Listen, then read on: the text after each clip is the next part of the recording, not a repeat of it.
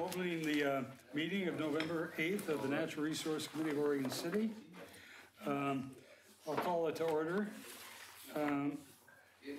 We're going to go ahead and have a discussion of the agenda analysis. We've got interviews. There are three of us who are termed out. I think the only applications are the three of us who are being turned out. That's right, yeah. But I think we have to go through somewhat of a formal process because it's required in our bylaws and I think probably even the chart of the city. All boards and city commissions and applications, the process is now much more formal. So it's an open application process, and committee members who are terming out have to reapply, just the same as any new member applicant would. The process is that the committee would hold an interview, and that's what we're planning to have this evening. It has to be a public interview. It has to be recorded live on TV, on our website. And then the deliberations can be made tonight by the group as well. And then the mayor can participate in the interview process if they want to, but in some cases they just rely on the committee's recommendation. And then the mayor would formalize the appointment at a subsequent city commission meeting based on your recommendation. Since these are all reapplications for appointment, I did not provide you a set of questions to follow. I figured you might want to just make this a little more informal discussion with each of the applicants. And then if you're an applicant, we would just have you come and sit in front of the dais and then have a discussion with the NRC. So that's what I'm going to recommend. Apparently we have a person that wants to speak to us, and we also have a person for public comment. We also have Martin Montalvo here. It's a new business discussion. I'm going to suggest that, I'm going to get some feedback from you all in terms of when you want to do the interviews. I would suggest getting at least the new business ahead of the interviews, so Martin can go home or back to his office or whatever he's going to do for the remainder of the year, and have our public comments. Is there any? Are you going to have public? You're going to speak to us? Is there anybody else that plans to speak to us? Okay, so I'm going to suggest that we go ahead and substitute new business after public comments, and then we can make a decision of what we want to do with the interviews at that point. If that's okay with it. Yeah, that's fine with me. All right. With that, I open the meeting. I think we'll go ahead through a roll call, starting to my extreme left. Matt Cole, present. Trent Warnes, present. Doug Nanny here. Dorothy Dalsford here. Jerry Herman here. Very good. Pete Walter staff, Nancy Brochot and Bill Clark were both sick and let us know ahead of time. So, yeah. So we'll go ahead and open up with public comments and invite you to come forward and speak to the mic, if you would. And we have you people identify themselves. I'm Nancy Eichstead. I'm with the Friends of Gladstone Nature Park, and I had a conversation with Jerry last week, and he suggested that I stop by and just kind of check in with you folks. The Gladstone Nature Park is owned by the city, but the city doesn't really have the resources to take care of it. So a group of us, neighbors and concerned citizens, sort of started a 501c3 to supplement what the city can do for us. There's a really limited parks budget in Gladstone, and most of the money gets sucked into Meldrum Bar. They have cottonwood trees that are falling on vehicles down there, which we don't like to see. So a lot of what they do, it goes to that park. So we've got about 100 people in our mailing list, and we have cleanup and Ivy Day and work efforts the last Saturday of every month from 9 to noon. And just wanted to let you know about that. I have business cards for contact information here.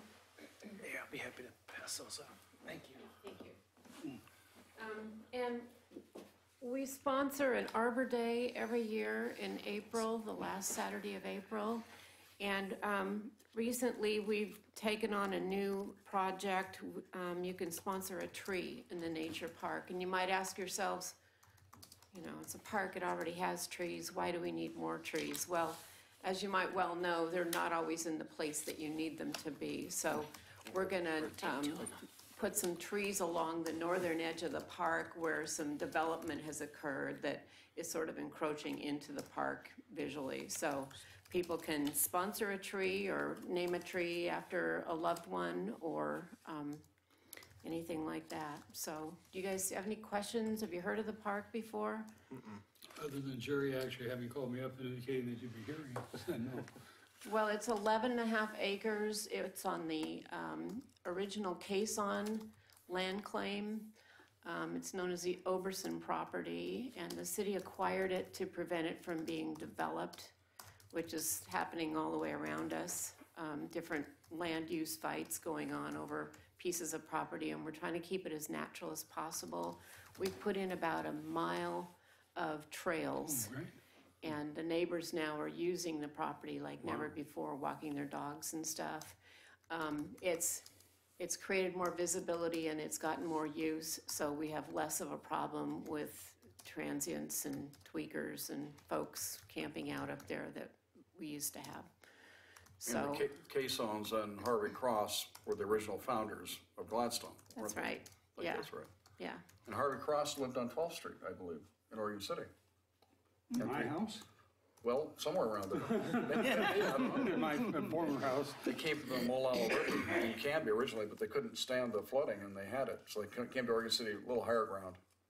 Then they bought all the land in Gladstone. Yeah, I think there's some good connections between Oregon Yeah. City and Gladstone and our Chautauqua and that whole thing, Harvey Cross. And, what's her name? Eva Emery Dye, thank you. We're from Oregon City, but they started the Chautauqua and Gladstone, so. Nancy asked me if there's some way we could figure out some walking tours, and I said, well, we tested a bunch of walking tours here. I did it with Dee Dee and anybody else from NRC that would help, and hopefully we can establish those again, but they worked all real well, and that site she's talking about is a very rich history site, overlooks Chautauqua, it's 200 acres, and all the bond land below you, natural lakes, it's a pressure ridge of basalt, it's very unusual site. Yeah. But Yeah, it's got some really unique geography, great big boulders, and whenever we're up there, you know, chopping on the blackberries that have overtaken it, sometimes we'll find a big pile of rocks that we didn't know was there. So it's got some really neat features. So come on up. It spans Webster and Oatfield Road behind Kearns Market. So if you know that intersection, you're very near the park already. she was also interested in what a natural resource committee is. I said, well, come look at one, and maybe you can stay for a meeting if you'd like to see what we do. Because I think Gladstone, with the changes you're undertaking there, you and others are undertaking, would be ripe for maybe that type of element to come forth. I think Yeah. the city might be open to it. We're always looking for resources, Yeah. Yeah, whatever we can get, people to pull ivy even. we have parks also that are natural areas that have the same kind of problems you do, and we have. Well, I'm kind of wondering if maybe Oregon City Parks Foundation That's what I was gonna- did two of us ought to help each other in our efforts That'd be and great. brainstorm on a lot of and fundraisings I'd love to talk to you and about volunteer. So Yeah. I grabbed two of your cards. that. Okay, great, send me a note. Yeah, and I'd like a copy of what you're doing about naming your trees.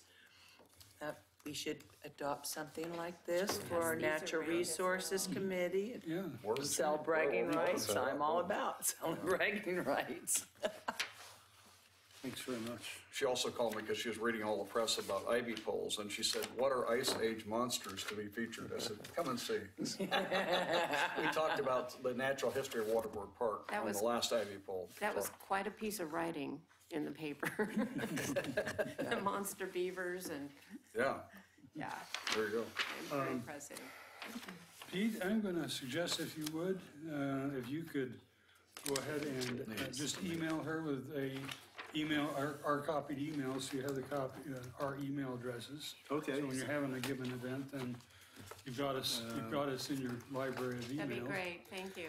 Also perhaps include our Parks Director, Phil Lewis, Yep.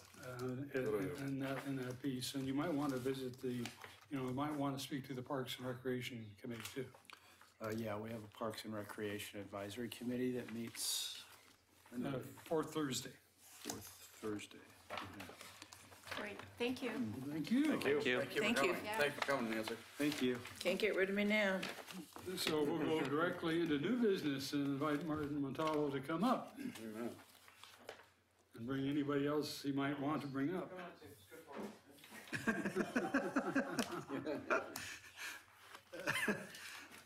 Good bite. Public speaking is good for everyone. Good afternoon, or evening, I should say. Martin Montalvo, Operations Manager, Oregon City Public Works. With me this evening is, I'm Wes Wilson. I work with Martin. I'm Utility Maintenance Specialist number 3. I do a lot of the vegetation within the city. so Wes is our lead for any arboreal work that we need to have done. He also manages our vegetation maintenance contracts with our various vendors. So about a month ago, there's a very large 36-inch DBH white oak out by the Mount Pleasant Elementary on Lynn Avenue that came down in the middle of the evening. Wes was one of the lead responders on that. It took us quite a while to take that tree down and try and alleviate the problem on the road. Made us aware of the conditions of those the two other trees in that 3-tree set along Lynn Avenue. And Wes and the supervisors made a decision to have a certified arborist, 2 separate certified arborists go out and examine these 2 trees and make a determination as to what the final recommendation would be for them. The concern being that they fall down and either cause additional property damage to the adjacent apartment complex, to the school, or Lord forbid, harm someone traveling on the road. We've submitted for you guys this evening the 2 separate independent arboreal reports, both of which indicate that these trees have a very high likelihood of failure. The trees are compromised health-wise, and then it's not a matter of if the trees will fail, it's when the trees will fail. As part of the tree mitigation code, we're required to submit a request to planning to get a permit. The trees are deemed by a certified arborist to be a hazard. Then we can remove them and just do a 1-for-1 mitigation. There is no requirement to come to NRC, but I didn't want to take these trees down based on their size and significance without having at least some public forum and allowing people to know as to why we're doing this. So our recommendation was to come before you guys and make you aware it's not something that we necessarily are eager to do, but it's something that in the interests of public safety, it's something that we're recommending and intending to do. Wanted to give you guys an opportunity to ask us any questions. The report's been provided for you. You have 2 separate reports, one of which was extremely, probably the most comprehensive report we've seen, including samples being sent off to State University for analysis, and some pretty impressive photos of what's going on with those 2 trees. With that, we're happy to answer any questions. So just for clarity and openness, Karen has spoken to me about possibly coming and speak to her homeowners association next Thursday. Based on all of the other items that we have coming, including winter, which winter is coming, we need to move on removing these 2 trees sooner rather than later. We actually have a contract in place that as soon as I have the permit, we intend to have one of the 2 trees removed next Monday. The critical issue pushing it is there's a fire hydrant directly adjacent to it in the parking strip. Right. And as soon as the tree comes out, I have to get that fire hydrant relocated for the safety of anybody coming through there and not striking the fire hydrant that was previously protected by these trees.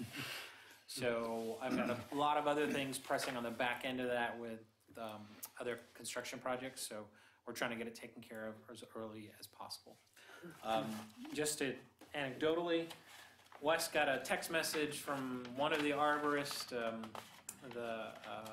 an independent arborist sent a text message at 12:30 in the evening a few weeks ago in the middle of one of the windstorms saying, I'm just letting you know, these trees are very likely to come down and you guys need to move on it. So he's eager to get them down, Yeah. based on what I've seen. I'm eager to get them down. We don't want this to expand and become an incident. With that, I'll take any questions you might have, and Wes is always open to questions. Do you have any idea of the age of those old oaks? I don't. I've got the DBH on them, so one's 37 inches DBH and the other one's 36 inches DBH. In terms of age, there wasn't anything in the report that indicated the age. And the fact they were growing out of the street always was of interest to me. Right. Yeah. Well, there was First came obviously here, there was I an always effort to protect them, which was nice, but Yeah. I don't know if that results in the best growing conditions for the tree Yeah, I once think you've the done effort to something like protect that. them probably compromised them to some Yeah. extent. They became root bound and, Yeah. Go ahead. From a code regulation standpoint, the city code section that governs tree removal in the public right-of-way is chapter 12.08. And if a arborist report determines that a tree is dead, diseased, dying, or hazardous, it can be removed with approval of the city, provided it is replaced at a 1-to-1 ratio. So there's still a question as where is the most suitable place to replace the tree? The arborist report does not recommend replacing the tree in the same At that location. location, no, I don't think so. So with that, with our submittal that we give into P, the tree that we'll be taking down on Monday is actually, the adjacent property owner is the police department. And the recommendation we'll be providing is that the trees be mitigated in the final development plan for that facility. And the code calls for a 1-to-1, but we're gonna be telling our counterparts at the police department they need to be a little bit more generous than the 1-to-1. The second tree is actually adjacent to a private property. It's an apartment complex. And I can't make conditions for them as to what they should be doing well above and beyond what the code requirement is. We have helped them out because of the proximity to the road by getting the arborist report for them, and we'll assist them with obtaining the permit, but they will be paying for and contracting for the removal of that tree independently. The taxpayers won't be paying for that. Are you going to give any consideration for the mitigation to actually plant oaks again? That's something that when they come up with the landscaping plan as to what will be mitigated. The code doesn't speak, when it speaks type to type, I don't believe it says it's, No. Yeah. species to species, it's just 1-to-1 and, It's really a question of how much planting area do you have? And we do have a list of trees that is more suitable for extremely large planter strips if they're available. And I believe that, there's a lot of design work left to be done as far as the police station goes. but the planter So, strips, yeah. the planter strip trees or the street trees that they'll have to put out, that'll be part of their development requirement. Right. Right. The tree that will have to be mitigated for will be independent Right. of the planter strip requirement. So they will have to find somewhere on the property itself, space to mitigate for that tree. Yeah. Does not our code allow the mitigation offsite if, It can. would be beneficial? It can allow fee in lieu or off-site replanting as well. And I know the desire is to do a good job with the mitigation for these trees. We don't have a current design for how the street frontage is going to look in front of the new public safety facility. Currently, there's a curb-tight sidewalk there, and that is going to change, but we don't know how it's going to change when the new fire station comes forward with a design. So, But at least if they yeah. know up front, you have a mitigation requirement that needs to be met. It's Yeah. something that can be accommodated within the design. Yeah. the college is recipient of probably 100 trees that were intended, 200 up at the senior high school for some work that's been done up there for what? For the new bus facility, bus barn, all that. And the district made a established a relationship with the college, I think with you guys' approval, to take probably 100 of those trees and put them on campus, Clackamas Community College, which is really important. They're big trees too.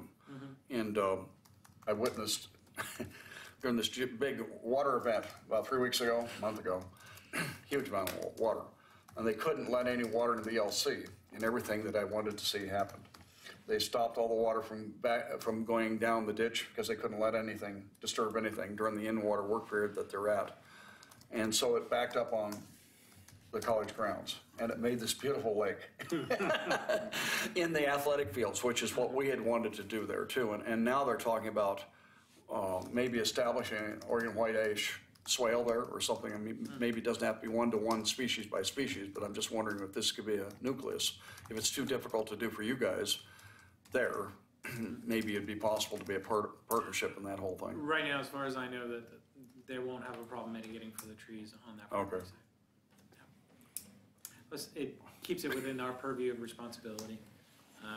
One of the things with the mitigation is we're responsible for the maintenance, and I've never been a big fan of delegating that over to somebody else. I'm not a big fan of fee and lieu either. I'd rather just mitigate, be responsible for it, than walk away. Okay.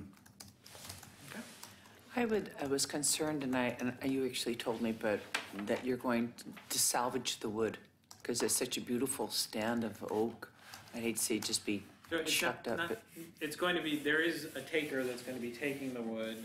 He uses them for some artisanal purposes, but it's already worked into the disposal contract. So we've been asked in the past to store several other trees that have come down, and I can tell you there is no room in the inn. Okay? I have the remnants of 2 other trees at the limited facilities that we have, and if a reuse for those isn't found soon, I will find a reuse for it. Because it impedes our operations storing wood for a long period of time. Makes sense. If a round could be appropriated from the biggest tree, I don't know what the biggest tree is, it's got to be more than, I'd say, 200 years old. This is the 175th anniversary of Oregon Trail coming up this year, and we're doing a lot of work at the end of Oregon Trail, looking for exhibit opportunities. And if I was thinking about this, trying to get a hold of a large tree section and using it along the trail. There's an 800-foot trail that Pete knows like a about. We'd have to 6-inch talk to round? Pete. Pardon? Are you thinking about a 6-inch round or something? I'm talking about probably 2 feet deep, round out of it, Okay. or something like that. That could be. I'd be willing to talk I'll to see you what we can do with the Yeah. contractor. It's because you could plot the wagon train of 18 whatever, and the next one 18 whatever. It's the 175th anniversary, and yeah. if it was a bigger tree I'll than see if that, it there's might. something that we can do to Yeah, accommodate sure. that. It might be Thank you. something that the police department can work into an art Yeah. piece or some sort of commemorative piece in the final facility. Okay. We'd have to run it by Pete because he's helping us approve all those things. And the heliport, we dropped the heliport idea. I want you to know that. Gail Gasolina said no heliport. What did that have to do with 170? Nothing. Disregard the heliport remark. I appreciate, Thanks Any for other taking the questions, time. comments? anything you wanted to say? No, I'm happy with everything. So Wes will be coming and doing these in the future for you, so I don't have to come. So, all right, thank you for your Yes, time. thank you for letting us Your know. help. Coming out of town. Good luck. Yeah. And Karen, you got a signed thing here too. No, that's okay. Turns out I don't need to say anything. Was it said by somebody else? I signed it, but I don't need to say anything. Thank you. Okay. Thank you for bringing the idea to us. I've alleviated Karen's. Yeah. You, Yeah, Mark took care of it. you realize then the information you provided here for us will not go into the public record? That's okay. Okay. Thank you all. Thank you. Thank you. bye. Thank you. Thank you all. Mr. Chairman, I just think this is really good that this is happening, and Yes. Pete too, that, people are coming and asking us for Yeah, input. it was It means they're having an impact. Martin was working on the. Sorry, I was explaining you've been out of town doing your work with the hurricane mitigation down south and for 2 months. So the day he got back or shortly thereafter, he contacted me about that. I don't know how many people know that he's in charge of operations, but his field of study was as a wetland biologist. Yes, Oh, right. And he worked on mitigating with the United States Coast Guard. He just told me 3 hurricanes, that's where he's been with hurricane response. Wow. We think we have problems. Yeah. Very Thanks, nice they Mark. did this. Okay, very good. You want to hold off the interviews until the end, just go through our regular agenda, folks? That's fine. Yeah, that's fine. Okay, let's go ahead then. Well, we'll go back then to old business and then back to our heritage tree and Okay. ordinance. All right, so for item 4A, which is continuing discussion of incentives for the Heritage Tree Program, I updated a prior staff report with some new information, and thanks to you all and to Kelly Reed, who was staff liaison at the last meeting, for bringing me some good notes about your ideas in this regard. So let me just get to that section. Where am I? Okay. So,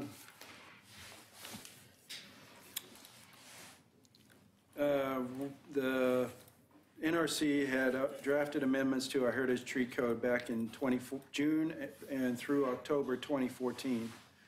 And then the Planning Commission reviewed those and recommended approval of those revisions, which were ultimately adopted by the City Commission March 18th, 2016, with the passage of Ordinance 16-1002.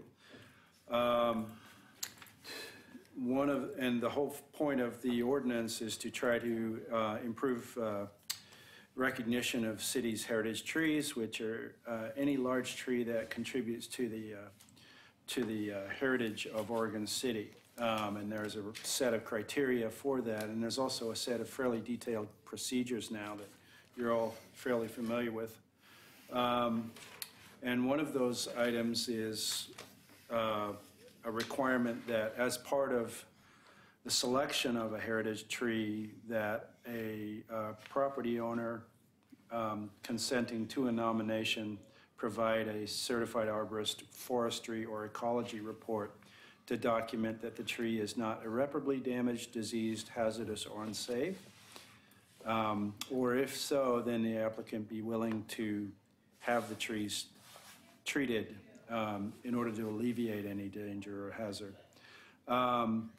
So the reasons why that was put into the code initially was partly because of public safety, partly to understand the expected longevity of a tree or presence of any weak limbs or hazardous conditions, and also to provide an impartial assessment of a tree prior to the decision to, assign permanent legal protection to it.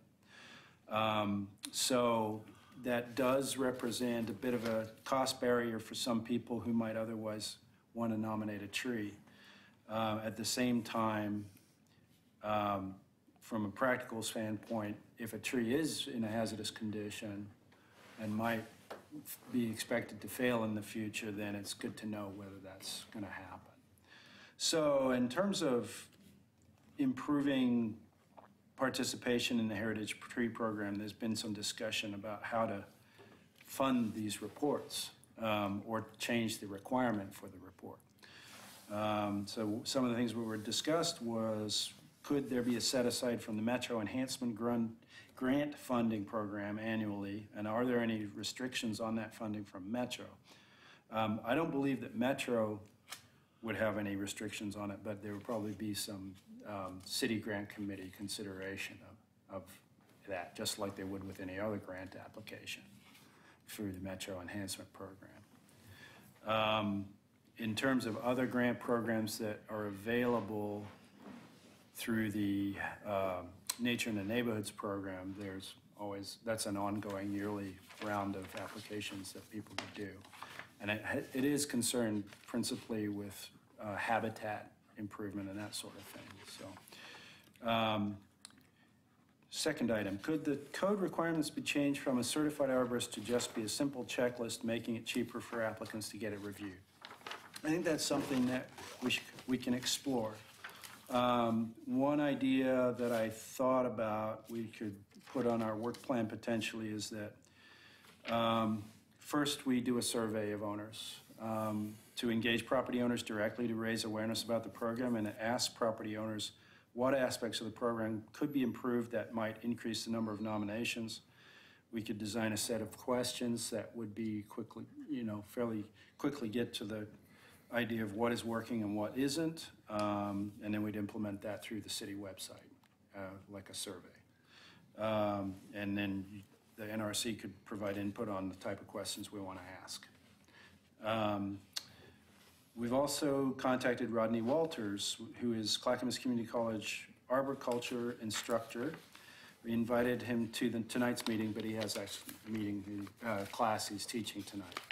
So he could come to a next meeting on December 13th. Good. If we have a meeting. And he's got some good input on how his program could dovetail into this. And so he's very interested in the program and what his students could do to work something in. And then he did emphasize on the phone to me that if these trees are growing on public property, then it would be much easier for the students to be involved because they're not supposed to be working in the capacity of a private consulting firm on private property. Makes sense. Yeah. So Mountain View Cemetery or City Park or other things like that. The other idea that came up was we do already require tree covenants and arborist reports with new development. So replanted and preserved trees that are in subdivisions or on new site plans have a requirement to record a restrictive covenant. So we don't have these fully mapped. We just have legal documentation of where they are occurred since we have put this requirement in our code back in 2008. So maybe the owners would be more willing to designate the trees as heritage trees if they're already protected by a covenant. And then there's some public outreach that's going to be required in order to do that. In some cases, property owners aren't even going to know they have a covenant on their tree unless they look through their title work. So there's kind of a public awareness aspect to it that has a benefit as well. So those are some of the ideas we have come up with so far. In terms of the covenants, so I might just interrupt you a moment. I presume that having those covenants on trees that were preserved probably doesn't date back to the time of the heritage trees. That is, No, they're these are much more recent. much smaller trees. Yeah. Yeah, that's true. Right. Unless the tree that has a covenant on it is one that was actually There. voluntarily preserved. The case in point, for example, being with Clackamas Community College's new Industrial Technology Center has about 23 very large trees in the parking lot that their arborist has recommended be preserved as part of the new landscaped parking lot. And there is a requirement for those to be protected by covenant. Since they haven't got a final certificate of occupancy on that building yet, we'll be instituting that requirement prior to occupancy on the building. So, yeah, there's opportunity there. Does it provide additional, I guess the question I would ask is, does that additional covenant provide protection above and beyond what is already legally required? And the difference being that in the case of a heritage tree, the city commission is actually involved in the decision as to whether a tree is removed or not in the future because there's a stated public benefit to that tree. It's not just a private covenant. Yeah, it's a public covenant. But what I'm going to suggest, one thing to suggest to you, Pete, is that, the planning department can give grants to renovation of old houses up to $1,000, I believe. Oh, right. And those monies, I think, originated from back in the day when there was a community block grant to give loans to people to work on their houses, very low interest loans. And those monies got paid back to the county, but they still had to be used for basically the original intent. And I think that's the source of the funding. But what I was saying is, you've got some experience of having funding to do these kinds of things in terms of the the housing that are on the local or national through the inventory. Historic Review Board. And so you've got some experience there. Yeah. And it might be, should we go to the Metro Enhancement Grants to get money, there might be a mechanism within your own department in terms of allocating those monies into the system. So it might be worth pursuing how that might work. Okay. Yeah. There's probably a number of potential sources that we would want to look at in that regard. And then, yeah, because the Historic Review Board grant program allows for renovation of existing historic features on a home up to a certain amount to offset the cost of window replacement on historic windows or porch replacement or roof replacement to keep the structure and integrity of a historic home. Yeah, that's a very good idea. So, On those historical homes, are the trees on the property in No. the covenant? Okay, just checking. No, I don't mean, I'm not meaning to nip that question in the bud, but it does come up from time to time as are landscape features on these historically designated properties within the purview of the Historic Review Board. And the Historic Review Board is principally looking at architecture and the overall site of the, but sometimes a tree is called out as a specific feature on a specific inventory. And if that is the case, then we would probably want the HRB to weigh in on that because it's part of the landmark. But not in every case. It has to be basically identified as a feature on the Historic Review inventory of that site. And when you look at that inventory form, it will say landscape features, and there'll either be a check mark next to it or there won't be. And if there is a check mark, and there hopefully is some additional description that identifies what it was when the inventory was done that was unique and from a landscape perspective. Right, I was just thinking maybe that's how the Hackett House had its covenant on the tree. That's I didn't was know. my thought on I didn't that. know there was a covenant on that, but is there? Maybe. Well, The house when I'd has asked about, isn't Yeah. it the Hackett House that has the Yeah. hotel coming around it? And I said, Yes. we should make that a heritage tree. And Okay. Whole assemblage of trees around it, but Right. they're Yeah. gonna preserve them anyway. But So well, they're Yeah. gonna preserve the one. Yeah, And yeah. then, They're gonna preserve I think them all. it said that there was that covenant on that tree already, and I said, well, we should put a heritage tree plaque on it anyway. Yeah. As a good citizen thing. But, so Okay. that's what drew that question. Thinking that maybe how do we know which trees have a covenant on them? Okay. And maybe we, Well, it sounds like you thought this through Yeah. from your staff standpoint. Are you asking for some help to come up with a way Well, to evaluate options, or? No, I'm glad that Doug reminded me about that idea because it was something that we'd need to pursue in further detail. Yeah. We have tree mitigation funds that we use for replanting citywide. Currently, those are for planting trees as opposed to other services that are tree-related, and it would really be I think it needs to be a public discussion at the Planning Commission and City Commission level as well as to whether those tree mitigation funds be used for anything other than planting. But realistically, that's a potential option as well. Since, so, and in addition to that, then, a rotating Metro Enhancement Grant. I don't know enough about that program to comment if it would be a permanent thing or not, so we should explore that in more detail. And how would this relate to Heritage Groves? mean, Well, I it's part think, of our ordinance. Having up to, whatever, 5,000, I think is what is in the Historic Review Board Fund annually that somebody can apply for. And then you potentially, as the NRC, could make recommendations as to whether an application was worthwhile and worth funding.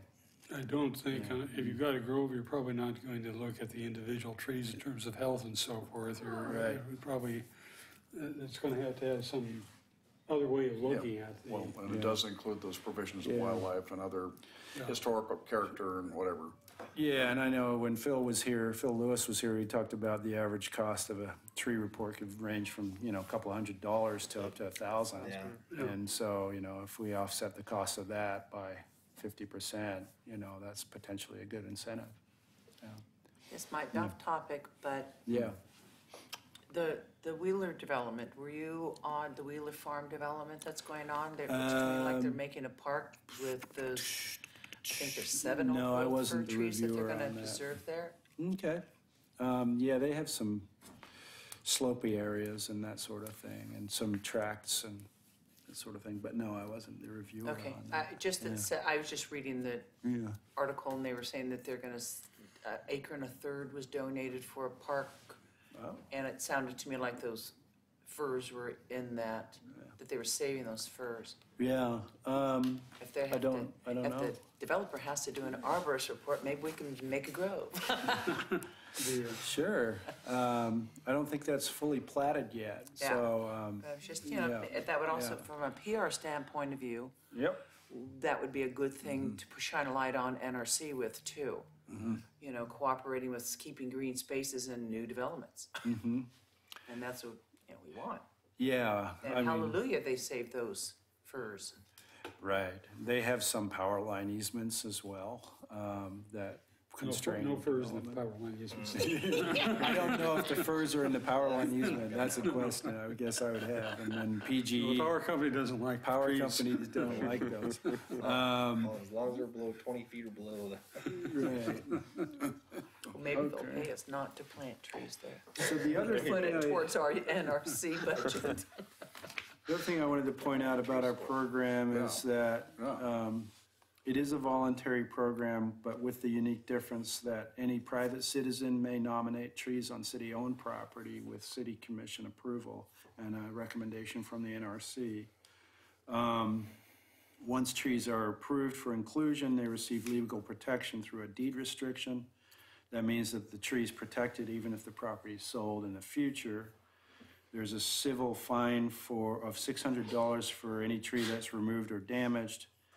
And this legally binding covenant protects the tree, but it does potentially serve as a disincentive for somebody who doesn't want to, who is unsure of what they want to do with their property in the future. That's a consideration. Yeah. So if a private citizen was to nominate a tree or grove, what does that mean? The city then will do that evaluation? No. If a private I'm just citizen. asking. Good question. but Yeah, not currently, Jerry. Right now, we would require an arborist report from somebody, and it's an open question as to where that comes from. That's what we need, the Kraken's doing to Yeah. those folks. So, in order to make it a complete application for review by the NRC and subsequently decision by the city commission. On public property, you've heard some willingness from the Parks and Rec Department to maybe fund one report for one tree per year. If there are other ways to fund it, great, and that sort of thing. So I think for now that we'll keep the discussion moving forward, and I think when we have a discussion with Rodney Walters, he might have some great ideas about alternatives to a certified arborist report, such as a checklist. This is a function of my memory, I am sure. Yeah. The ordinance here that was signed off earlier last year, to what degree were involved in the discussion of the ordinance? The The natural resource- NRC? Yeah. Very, very detailed discussions. I think we took it through a lot of revisions. There was a lot of public testimony on what ought to be included in the revisions, and that's what ultimately made it such a lengthy ordinance, because when you read it now, it reads a lot like a land use process. You have a completeness review, and then you have a timeline within which staff has to bring a recommendation before you. And then if an application isn't complete within a certain number of days, 180 days, it times out and stops. So that's good and bad. You know, it has aspects to it that it's not an automatic recommendation. You know, it So, has. Yeah. so the trees that have been recommended by at the Oregon City Public Pool, that one's been timed out? It has been timed out. Yeah, yeah. It's gone beyond 180 days, but can be resubmitted. You mean time out? Went too long? Yeah, you can submit them, but if there's not an arborist report, it becomes disvalued after 90 days. So 180 days. 180, so anyway, Yeah. so Well, we need to figure out a way to deal with this. This is so. that's why we haven't turned I in know, any I'm more. glad you brought this to our attention. It just sounds like it's undermining the ability to. Well, and that's what we have found. We've brought up several of them to the county, and the only thing that's holding them up is an arborist report. And even if they're on city property, you know, we talked about doing schools. But the arborist report is the biggest stumbling block, because we have several of them that have just, you know, basically timed out now. And each one takes a bit of work, but it's, you know, it's not astronomical work, but Oh, But- yeah. Yeah, Just a it's important to have a professional opinion about the health of the tree. You don't wanna restrict, or put a covenant on something and then have it fall down for, in a year or something like that. Right. either, so. Right. Well, I would like, if I suggest, and we very early next year, perhaps have the person from the community college come and speak to us. And to make sure we can keep that ball rolling. Yeah, yeah, sure. Yeah, and I've been in communication with them and also with the Parks Department and the Community Development Director about this process, so, yeah. Yeah, I think at this point, I mean, if we can continue that discussion with the community college, and then, like I said, if you want to take that one step forward, that the Parks Foundation will be willing to pay for that one to get the ball rolling and see where it goes from there. I think that's a good step forward. I think it doesn't hurt to have any place that has to submit, you know, on permits, like when you have to submit an arborist report on a tree to say, here, you know, fill out an application for a heritage tree. If they've got to protect it anyway, then it should be counted in our, we got to get some numbers on our trees. I mean, it's been pretty stagnant. In fact, it's going in reverse because one blew down. So, and if we can't even get another one up just because of the arborist reports, you can totally understand it. Does anyone, But Well, if we're getting it may arborist be, reports to on be fair, trees. it may not just be the arborist report. It's Yeah, a Holds it up. disincentive for people. There may be other private factors. does anyone have a feeling what the annual cost would be in a budget? If there was a number, what the number would be cost per year? Would it be $50,000 a year? I don't know. Help people? That's a big number, Jerry. Huh? That's a very large number. I don't know what it would be, but I mean. Well, 25 or so out of Metro Enhancement is not, Yeah. it's very doable, since they doubled the percentage rate. You know, Yeah, I mean. if it would help solve this problem.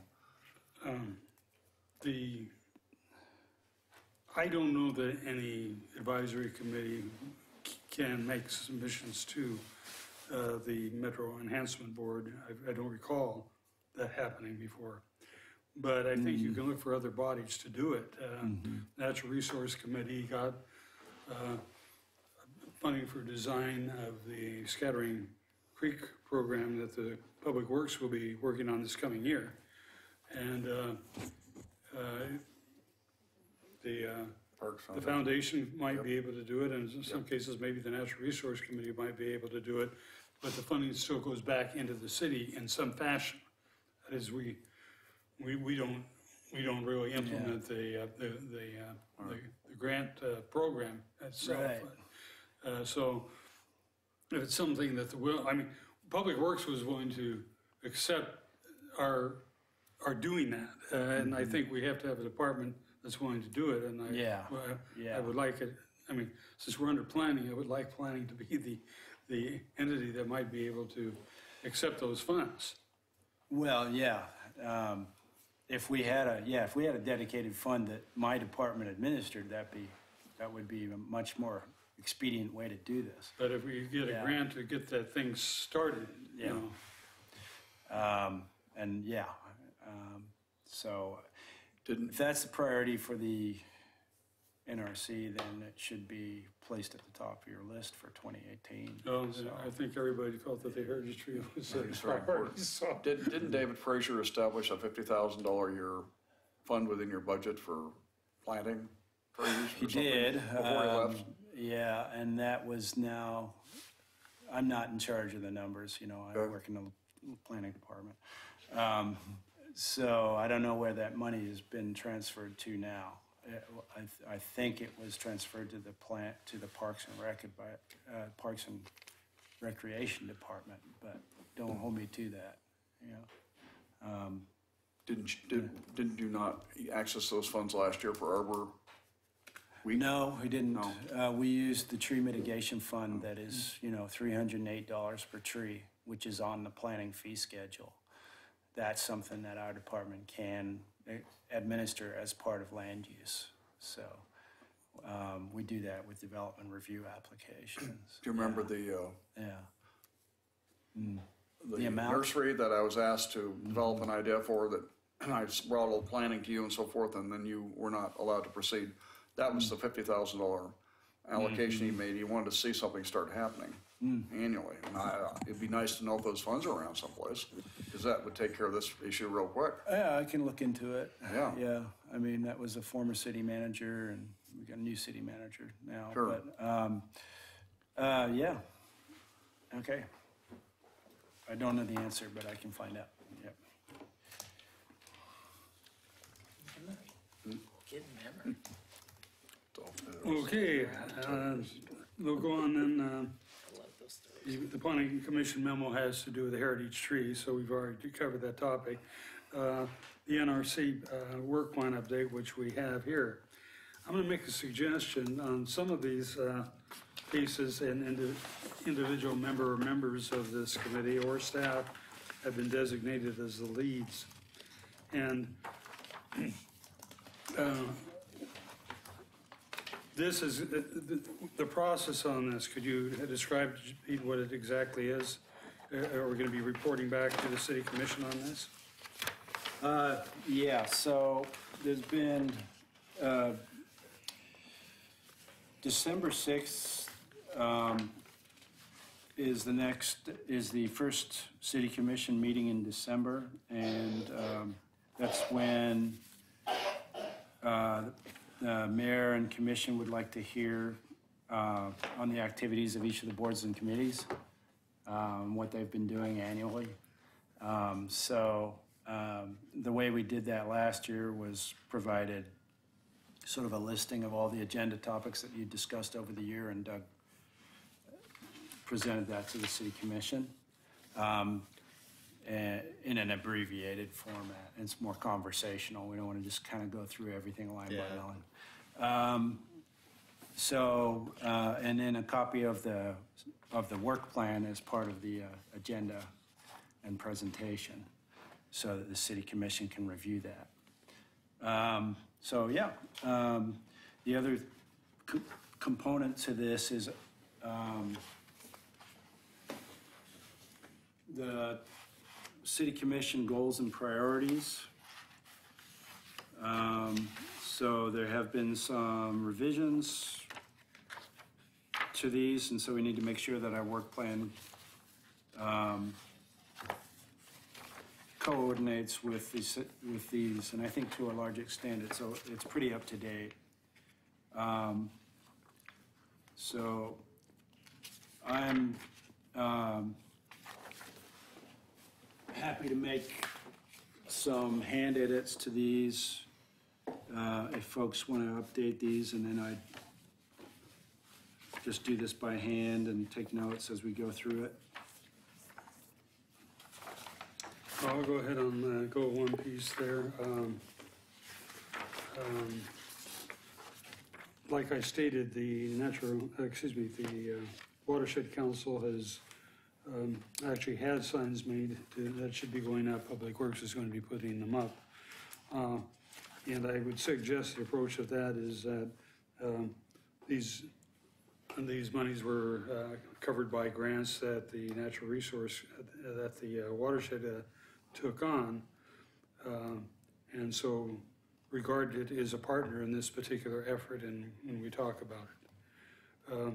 All the named streams here, with the exception of Tour Creek, Livesey Creek, and Thimble Creek, will have signs placed somewhere on those streams. And so we'll be able to report back on that. We got an indication some of those signs would be going up fairly quickly, and we'll be having a meeting on Tuesday of next week. One of the Public Works staff is, in fact, attends all our meetings, and he'll probably be reporting back in terms of when those are going up. Thought they were going to go up a little sooner than they're probably able to do, but Public Works is always running around and doing things, and being able to find that time is a bit challenging, I'm sure. So I'll report on that and go Really to good. one. It's really good work getting that done. Round of applause. It's exciting. It will have the natural resource, excuse me, the Watershed Council's logo, which are two lamprey, because all the other watershed councils have salmon. So we Mix it up. we mixed it up a bit. Number two responsibility here, where it looks like we had staff on those responsibilities. Ongoing projects under 03, involvement of Public Works Center Master Plan, on-site discussion on sewage and resource public works and city sites. I don't know how we respond to that. Because I don't think we've been directly involved in these things. So Pete, I don't know. Yeah, so the Public Works Master Plan, We wrote a letter of recommendation. right, and it had been submitted as a land use application, but it timed out after being incomplete for 180 days. So at some point, they will resubmit that application. They need to do some additional analysis as far as geologic hazards and seismic stability for the buildings. And that's going to modify the application when they resubmit it. I think there was also an issue that went before, they go before the LUBA, and in fact that it went through the Historic Review Board, and then there were some challenges by members of the public, so there was some, is it an appeal process that they're having to go through? Or what is that? That was having to do with Campadare and the designation of two structures as historic buildings that required the city consent to the designation, and the city did not consent to the designation as the property owner. So the appeal process was not a land use appeal process, it was a civil appeal process Okay. outside of the land use process. The Yeah. property owners have to agree to the designation of something on their property, Yeah. and Yeah. And so I don't know a great deal about all of that, but, so I imagine that Yeah. delayed the process somewhat too. pardon? I imagine that delayed the process somewhat too. Well, that delayed it as well, yeah, that whole thing. This is amazing. In any case, we did supply a letter of recommendation in support of the project, so we were involved in that. A few of us went out there, Yeah. and Jerry was there, and you were there, and Yep. I think who I was else? there. You were there. Yep. Most of us were there. Yeah, that was a good tour. It was, I learned a lot that day too. So, we have made a contribution to that one. Promote community involvement with natural resource conservation. Assist with connectivity of the Rossman landfill site, interpretive center, Cove and Willamette River. Advocate for enhancement and maintenance of Metro South wetland as a gateway to Oregon City. Continue work with the Cove development of habitat restoration and pursue advanced projects under the Lower Harbor Trust Fund. So many of these things are Ongoing. in the process, at various stages in the process, and I don't know if we've been really that involved. I can share a little bit with you if you want. Yeah, absolutely, you're there named, so yes. Okay, well, regarding the Metro South area, the wetland, Metro South wetland, I went before the Planning Commission and asked for consideration for a agenda item in the future to address a lot of things around that wetland area, including the 12 acres of built wetlands that Nancy Krishauer and staff made sure happened, as all ways to connect together some natural resource areas with the hotel effort that is still underway. It isn't dead by any means.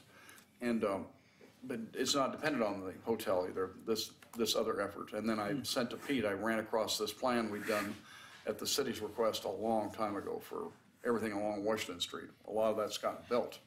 It's a design that the Environmental Learning Center, my group up there led. Anyway, that's the whole thing, is that the Planning Commission agreed we want to have an agenda item. And so I thought, you know, there's this neighborhood association that nobody thinks is real, the Two Rivers Neighborhood Association. Why don't we get them involved? And so we had a meeting 2 weeks ago. 21 people showed up for that meeting, a lot of business people and others. And we posed that idea, Brian Boyce, one of our former members here, that we get involved in that whole Washington Street linkage, connectivity, and all the possible ways to use those wetlands for the public's benefit. So you will see something coming forth that will come to us here too. But I first want to see if the Planning Commission, how they want to involve themselves. I don't know. You probably know more about that than I do. What was your take on that night? On the Metro South idea? Well, the whole business of having an agenda item to look at things along Washington Street and Metro South wetland. I didn't get any clear direction from them as to as to put anything on the agenda, but I'll talk to Laura Turway about it. Yeah. I think they wanted me to bring in. More of a work session thing? Yeah, or bring something to them, but I won't do it by myself. I'm going to do it with. Because we were in the middle of a public hearing for the hotel at the time, Yeah, I think. exactly. And we were like, trying to concentrate on that, yeah. My desire is to bring Two Rivers Neighborhood Association, which represents that area, involvement into it. And maybe the end of the Oregon Trail too. It all works together. You want to have a natural history experience and you're down at the EOT, end of the Oregon Trail. Right. You're there for 2 hours and they've taken a bus down there. They want a 4-hour period of time with those kids typically. Take them on down to the Metro South wetland. Maybe in the future, if the other wetlands are connected somehow, you could have a real natural history day and cultural history day. Yeah, so what the Planning Commission was approving was a phased development with a hotel across from the end of the Oregon Trail Center, and then a future phase for mixed-use development just slightly to the north of it, which will have to make improvements to the street frontage along there on Washington Street, and not as far up as Metro, but on the intersection of Abernathy Road and Washington, which is a very historic area. So there are some ideas from a conceptual design standpoint about the design of the corridor and the street improvements along there and making those more like the bridge area that crosses Abernathy has got a different look than a typical street furniture is a little bit different and that sort of thing. So I think that's what they were discussing, and that's certainly within it's the type of corridor plan that would have to be adopted through the Planning Commission and City Commission, and it needs input from Public Works, that sort of thing. Yeah. Just to clarify, Jerry, you were talking about the wetlands, and that's the Krishauer was involved in. There's an area there that I think had a permanent water feature on the opposite side of the tracks from the Metro facility. Is that what you're talking about? Correct. Okay. But they're not exactly set up for public access. They were mitigation requirements to begin with, but they could be connected. Right. You know. So, yeah, it's between the railroad track and the, and Washington Street, and it doesn't, It's beautiful it's not habitat. highly It's visible. really come a long way But the since establishment's been really 4 good. years old. Part of Beautiful. it, Yeah. part of it, when the Jug Handle project went forward, Yep. they had to get some cut and fill within the floodplain in order to build some of that facility, and that came Yeah. out of that area off of the opposite side of the tracks from the metro facility. Yeah, it's a 5-acre wetland, and it has flood control as well, flood mitigation, so. There's an opportunity to use it as an educational resource, but there is some concern for liability, as there are with any public facility that involves water. Yeah. So designing it in such a way that it's safe for public viewing while not being a hazard for people huge that risk, view yeah. is important, yeah. Okay, Well, the next is goal 4, and the one I'm responsible for, I've done virtually nothing on, but I know Dorothy has, communication with neighborhood associations, Yay, sit Dorothy. involved in the committee, and Dorothy. the business community. But I'm going to suggest, Dorothy, to whatever degree that this wants to be brought up, that we scratch out Neely there and put you. Is that all right? Because you've been doing it. You're You've done a great perfectly job. fine. Leave Walter there. I don't see my name. No, I'll put it in there. You've done a really good job on that, but you've been everywhere. Okay, I made that change. Connect Natural Resource Tour. Jerry, you have been doing that. Yeah, I mean, I sent something out, I think, because I wasn't sure I was gonna get here on time, but here, coming down the pike is a summary and some pictures from one of the ones that Dorothy helped me with. The one that- And I included your email and made Yep, copies. same thing. Same thing, all I did was put some pictures on the top of when we did a Black and white. Port of Oregon City tour That was a fun one.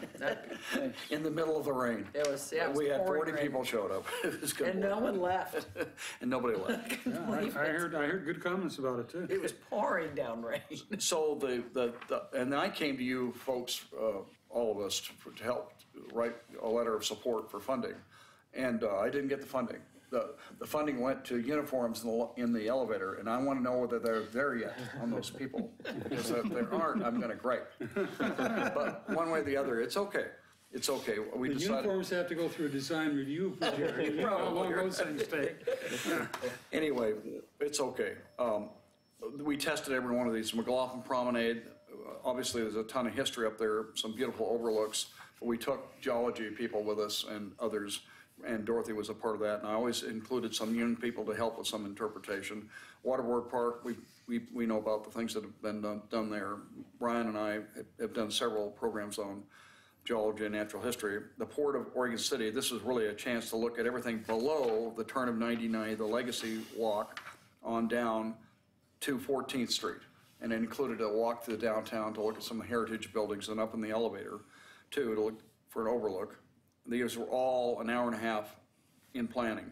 Clackamas Rapids and the Battle of Two Rivers was something we did at Clackamas Park to look at a vista there.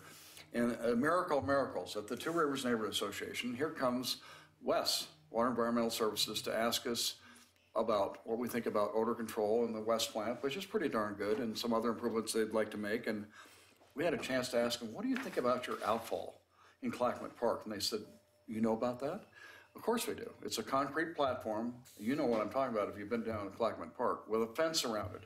It's perfectly positioned to give you a place to put signage in the future for the story of Clackamas Rapids, which is a very important story, the battle between the Clackamas and Willamette. And we asked them, would you be willing to participate with us in a project of signage? And they said, are you asking it as a condition? I said, no. We're asking to do it voluntarily. And they said, yes, they would be. That was 2 weeks ago.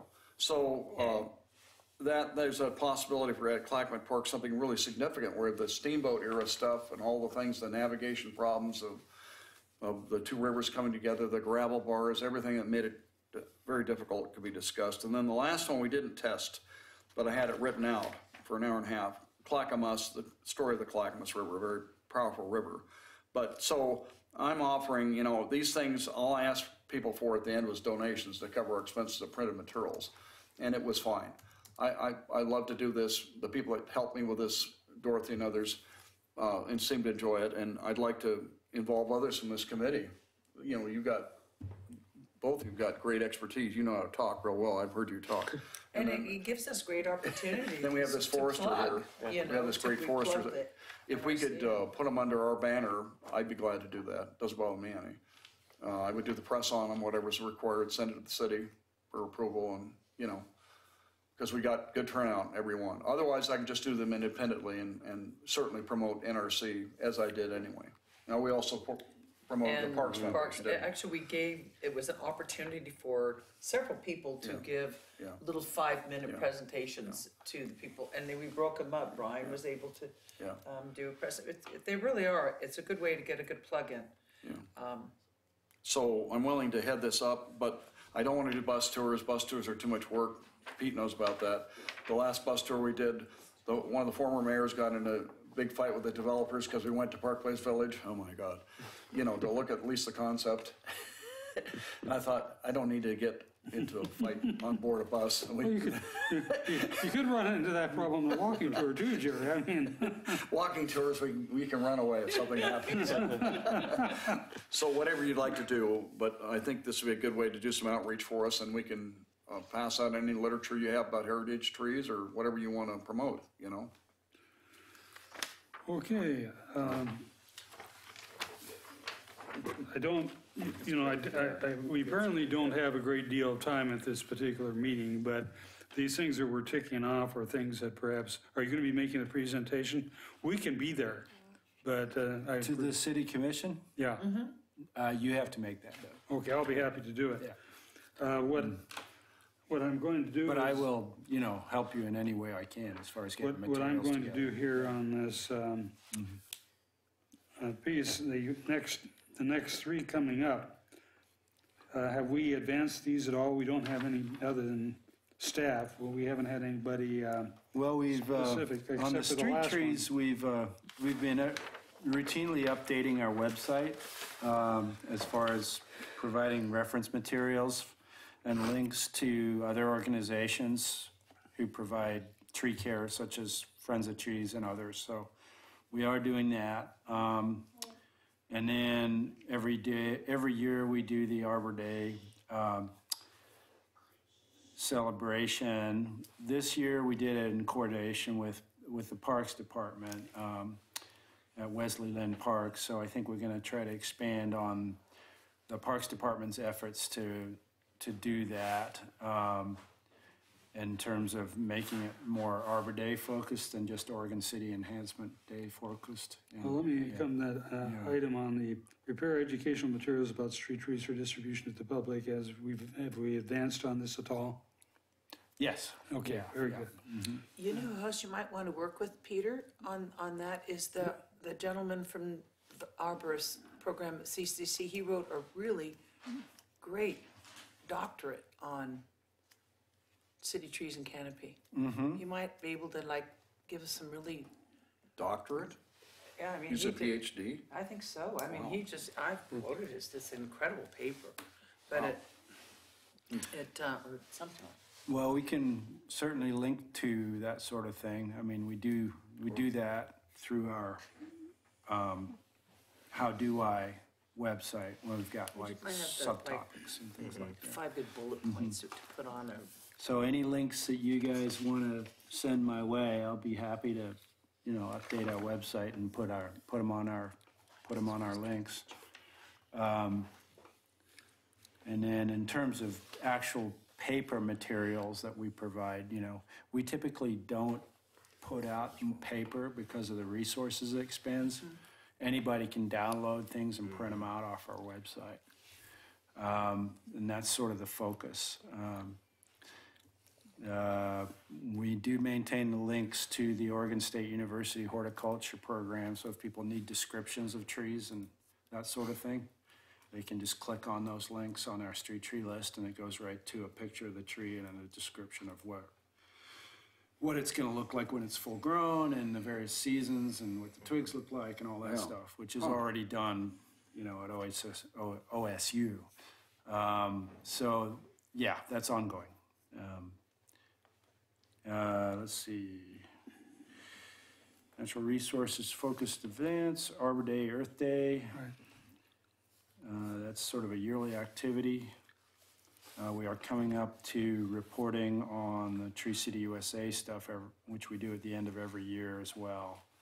And that feeds into the following year's Arbor Day preparations. So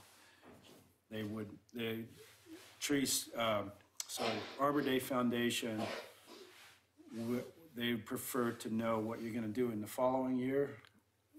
They like to know what you did this year, but they also want to know what your plan is for public outreach in the following year. So we do that. That's a good idea. What date is that again? That's a very good The idea. City Commission? Well, Oregon Arbor Week is the first. No, I'm sorry, the presentation of the City Commission is on what date? It's December 6th. December 5th. Wednesday, the first Wednesday in December is December 6th, according to this. Okay, I'll be back. All right. Or Trent could do it, potentially. No, it'll be okay. He's got it. Yeah. It all else fails. You know. Well, so do we vote on the chair and so forth this time too? That's not on our agenda, is it? Okay. We normally do that after the first of the year, I thought. Yeah, I think we do it at the beginning of the year. Yeah. Okay. Yeah. So we already voted you in for the next year, so. I think when I make the presentation on the last item there, strengthen and encourage participants in the Heritage Tree Program, we'll point out the expenses that are associated with Yeah. that effort. Good idea. And say that we're going to be trying to find sources of revenue that can be, and I'd like you perhaps to check with Laura on this, that we would like to have funnel through the planning department for grant funds for people that wish to have that wish to have trees listed and enable them to be able to do that at less cost. And I'll go ahead and bring that up. Okay. So when we go, if we do go to the Metro Enhancement Committee, we won't get blasted by Yeah. anybody. No, I hear you. I think maybe, and then designing the scope of that grant so that it's either gonna be technical assistance on the front end for the designation, but it could also be technical or actual practical pruning assistance on the back end following a designation. Yeah, to continue So continue keeping care. the health, the care. Yeah.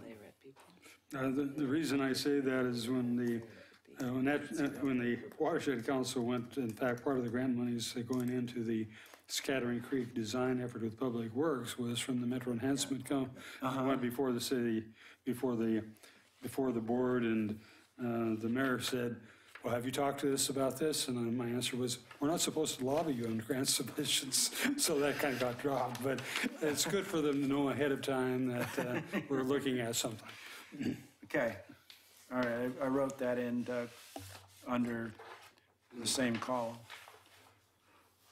Okay, goal 4, and goal 3 is listed here too. Seek opportunities to maintain communications with citizens and facilitate citizen participation. Let's see. This is kind of tied into, and I don't think we're gonna have to go through each of these pieces, but Dorothy has been very much involved in that effort. We were talking about the Arbor Day thing. I'm kind of wondering if maybe we should, I don't know what big activities we do for Arbor Day. I know Lake Oswego does a big hoo-ha about it, but maybe we could think about in 2019, starting an Arbor Day fair, and maybe the different Oregon City Parks Foundation, the PRAC, we can all be there and do something that would want to bring in kids and young families, like ivy pull basket, weaving, or stuffing scarecrows with plants or something. Do something that would really draw in families and kids. We'll be, I'm gonna suggest that we come back to this fairly early next year, particularly looking for those things. The next budget year biennium won't start until a year after that, but we need to, I think enough ahead in that period, and most of us, our terms are going to be extending into that period. So we'll bring this back and put additions and so forth into it. For me, I'd like to go through this and find out exactly what we need to do in terms of the presentation to the Yeah, commission. so what we've done for the last year or Right. two. Yeah. Yeah, I think a lot of the Arbor Days, it's a one-day event with designed around a planting. Yeah, And there are opportunities before the planting event, there's some opportunity to do education. Doug has done this, you guys have done it. And make it more of a learning experience than just planting a tree. And that's a good goal, I think. And then, once the trees are planted, people tend to disperse and go home, and maybe you can make it more of a celebration event with some, things that keep people hanging out, Right. refreshments and that sort of stuff. And we then might be can able to reach out, depending where we're planting, but reach out to our Layrette folk, because Pardon? there are Layrette Park Committee. Yep. I really think there's an opportunity for a whole bunch of associations, downtown association, to come in and, Word of caution there. yeah. Too many organizations, a No. lot of coordination. Oh, gotcha. Okay. That's just my Right. experience, is that the more people you get involved, the more it can, exponentially increase the amount of administration and coordination that needs to be Yeah. done. Not that it can't happen, but it has to be a lot of legwork for a lot of Yeah, people. okay. Yeah. Calm me down, calm What me are your down. plans for this year's Arbor? What's that? What are your plans for this year's Arbor Day? Do you have a We don't site? have any plans yet. It'll be coordinated with John Waverly and Parks and Recreation this year. We want to get an early start on the public outreach. We don't want to start in March, we want to start in February. And choose a site, get our public outreach and schedule figured out ahead of time so that there's better, earlier publication about the event, and more, just as much emphasis on Arbor Day as there is on Oregon City Enhancement Day. Yeah. So, Yeah, I think Yeah. that'll, like I said, will be good talk when we yeah. come back after the Yeah. first year. We did have a really high turnout of people at Wesleyan Park that day, and I think we had about 50 people with a bunch of kids out Cool. planting. And we I'd sure planted like- 3 trees. Sure like to encourage somebody, the process to look at Clackamas Park, because there's so many trees that had to be removed over time, and there's so many opportunities for the proper thing, whatever parks would like to be reestablished, Yeah. So, So there's an opportunity to coordinate this with PrAC to a much higher degree than it has been in the past as well. yeah. And that way, 2 advisory committees are talking about Arbor Day, not just one. So, yeah. Can I ask a question? Are people allowed to talk here? I'm here for class, but I wanted to offer something. Yeah, come on To the board. chair. Is that how this works? Yeah, We have a public comment at the beginning, but you're welcome to come up. if I you know, have- you came a little bit late, but that's fine. I can Yeah, swipe. we have to record everything we do. We have to here. record So all this- public This is a comment. public meeting. And that's okay. You can But come you up. can come up. Bring you and your All whole you- family. Hold it against you. Bring those to the You onions. That's right. You got 2 of the best behaved kids I've ever seen. Bring them up. I'm strict. Bring them up. bring 'em on up. We'd like to meet them. Bring them up. Okay. Yeah, the only thing, make a presentation, we do ask if you announce your name and whether or not you live in Oregon City. Okay. We want to know their names too. And we want to know their names Okay, too. but be on your behavior. You don't need to yell into the mic. Come up, please. Okay, you can say your name into the microphone. Don't yell, please. You want to pull the microphone down a little bit for her? You just- Sorry. And here, Okay. You don't have to. I can say your names if you want, but come sit down. I want to. Okay, then say it in there. okay, pull that down. That's Huey. That Again? is Huey. Who are you? Omega. I'm Erin. Hi, Erin. Aaron? I'm here for class. I go to PSU. I'm in a nonprofit, intro to nonprofit management Really? class, and then some other ones for civic leadership. But I live in Oregon City for 7 years. Uh-huh. And I was just gonna make an offering because they go to Helen Gordon at my school and they're really involved with the school and community. And they have a community garden there. So I think that some schools do that. And I was thinking that that could be a good way to get parents and kids involved is by reaching out to the community schools you have here and asking them to create a project and then give them a designated time to have the project done. And then they could come to the event and share their ideas and like what their progress was. Because I think that children do better with learning when they're able to teach us too. So that was just my offering. That's Great idea. Now, what school That'd be did you say? wonderful. I go to PSU. No, My but- children go to Helen Gordon at PSU. They're 4. Oh, okay. Okay. Oh, good. All right. It's the National Helen Public Boarding Speaker. School? Helen Gordon. Gordon. Yeah. It's a child development center there. So That's for me to make a Emily wish. Reggio, And he does his thing. teeth pulled out at the dentist. We've been quiet for so long, they gotta start talking. Sorry, I gave them that platform. But anyways, we were late because, I'm a single mom, Sure. all the chores, Oh, and then that's- I Oh, sorry we made you forgot my sit paper there I for- needed, so I had to drive Well, back no, home. that was fine. I'm glad you came up. Yes, Yeah. very much. Um, Thanks for coming. Yeah. In terms of, we've had a Girl Scout group here in Oregon City working with the Parks and Recreation Committee to do planning at one of our parks that has been neglected for some time. Nice. And they've really taken an active part on that. Good. Yeah. I think just taking like the step to just ask, and people really are interested in doing it. And I've noticed that a lot of schools do have learning gardens now. Their school does too. I don't know so much about in Oregon City, but in Portland they do. And so, they do a learning garden at school, and they have experiments that they get to do, and the school's involved in it. So it's like the collective part of it. Yeah.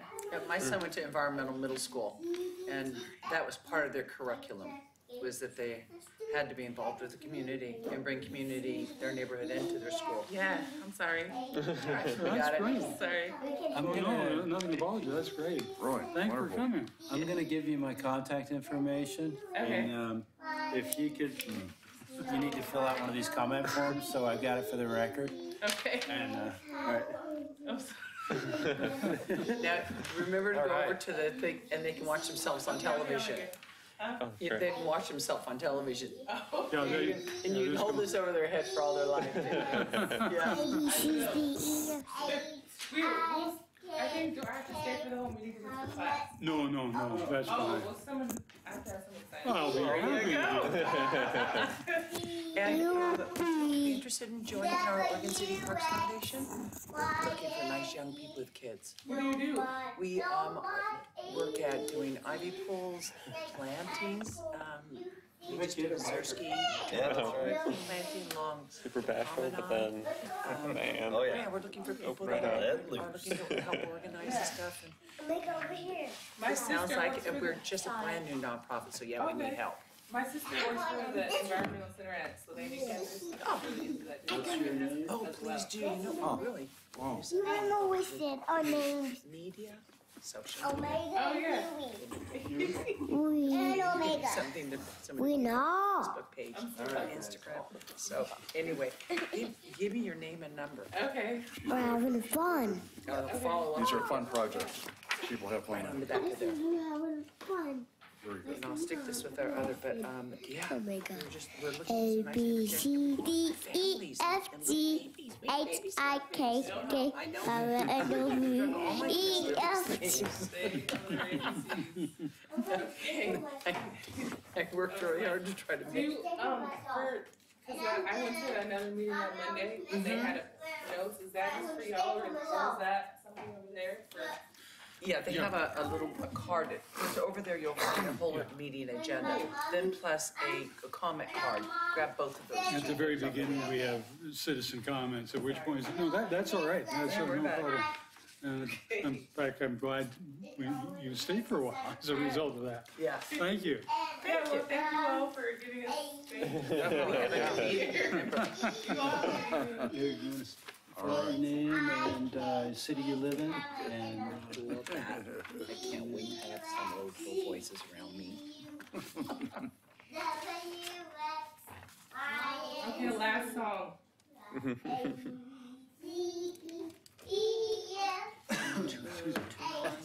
This is her. Okay, all done, please get down. Time to go. We're all done. Okay, perfect. Say thank you. Thank you. Thank you. Thank you. You guys were really, really good. Yes. And you're so smart. Come on over here. Very smart. Very smart. Say thank you. Welcome. Push the chair in, please. Have a good evening and be sure to have a good night's sleep for school tomorrow. Right, there you go. Come on, time to Eat a banana. Thank you, Omega. Time to go. We're done on the mic. See you, You'll nigger. have another chance. Thank you. Being very good. Come on, Huey. So that's going in the bylaws, is push your chair in, please. I like it.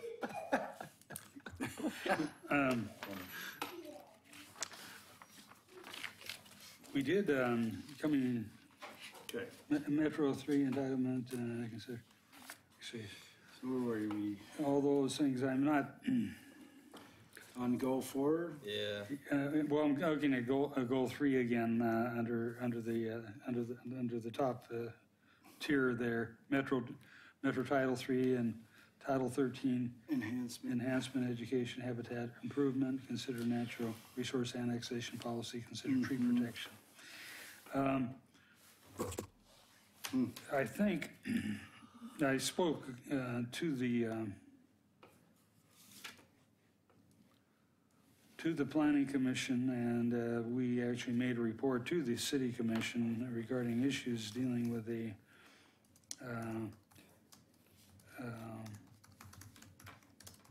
wetland inventory. We had that one stream that was identified by the, who is it? What Oregon Department? Department of Department of State Lands. Lands. State Lands. Yeah, Department of State Lands Yep.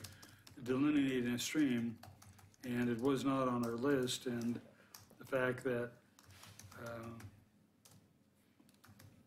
we had to have a mechanism as these things come on that weren't identified earlier, that we're able to bring them more rapidly into the code system so that as development occurs, they can be dealt with, and we don't really have that mechanism at this time. Now, Laura Durway actually spoke before, I believe, the City Commission's mentioned, in Planning Commission, City Commission, but both I, as the chair here, and the chair of the Planning Commission, both addressed this as an issue that now needed to be dealt with to the City Commission.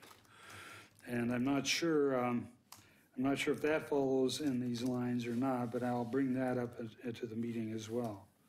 Good, good. Part of that, I think, comes into the next goal 4 down below, maintain and update the list of Natural Resource Committee priorities to share with the Planning Commission and City Commission. Provide updates and annual reports about NRC and our accomplishments. October in advance of the City Commission retreat. Well, we will be making this presentation not at the retreat, I guess, but at the December 5th meeting. I just want to say that this NRC responsibility, number 4, related to that, conduct orderly meetings. I think you've done a really good job. I think this committee has done a good job. It's much more proactive versus reactive, Yes, and I feel like we've made a real transition. yeah. I might mention the fact that there were issues earlier on, but then this reestablished Natural Resource Committee, I think Yes. those issues have not been there. Yeah, and I would like to reiterate, that a big part of that had to do with establishing a clear direction for the NRC through the bylaws amendment process that we went through. That's fair. And the help that was given to us from the lady that facilitated that discussion. I think the important thing to bear in mind is that this is, like all advisory committees, a conduit for communication between the city and the residents that the city serves. It is very it's easy to become complacent as staff and not keep the communication going. And I think that was the danger that was what happened in the past. You're looking for, what are you looking for? Did I take a pen here? My phone? Oh, I saw it in your hand at one point. I remember you were carrying it with you in your hand when you're gathering the I don't kids see it inside over here. here. Maybe the kids have it. Do you want us to call you? Smart. Phone number. Only way that works, that's the only way I can find anything. Then come over here. Yeah, and the line of communication needs to be constantly maintained Right. in both directions. Right. And it needs to go as high as the city commission on a regular basis. And I believe that we've done a really good job as a committee in the last 3 years of keeping that line of communication open, because we've heard from the planning commission and city commission that they want to hear from the committee. So, Great. No worries. thank you. No, good. Find it? They slipped down beside the seat. Oh, Good for you. Good deal. Yes, they slipped the phone number. we did have a joint meeting with FRAC. Yeah, and I That's think right. we did share with the planning commission, we had that one joint Yes, kind of yes. collaboration too. Yeah, okay.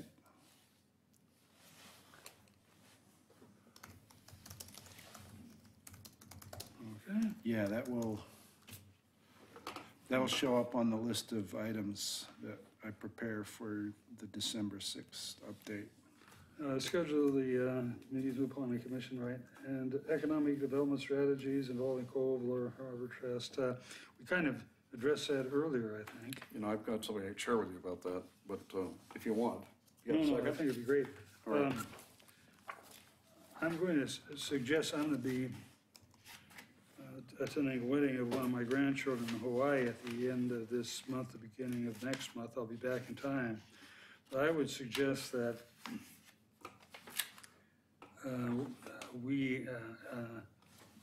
I get together with Pete ahead of time and probably within the next 2 weeks, Pete, to go over Okay. this. If anybody else wants I can to come too, participate in that effort to kind of solidify what the presentation's going to be, we're not the only committee that's going to be addressing them, is that right? No, there would be So so. very it's short like presentations. 5 or 5 10 minutes tops, yeah. To 5 minutes tops, but we want to make sure to get the major points in there. Okay. Yeah, they'll have a We won't packet let, of we information. won't let either Dorothy or Jerry speak. Because we're too long-winded. But I'll come and stand, 5 minutes. I'll come and stand in solidarity, but I knew that was coming. But anybody that can make it, we'll just see what we can work out. Yeah, sure. We'll send an email out in the next couple of days. Yeah, I should be around. Do you want to hear about these economic opportunities? I've got a real simple handout I can pass out. Yes. Okay, it's coming down the pike here. And I asked, actually, our last meeting, that someone maybe attend the evolution of the, an inauguration of the River Assets and Opportunities Task Force. We met last Wednesday, 14 people.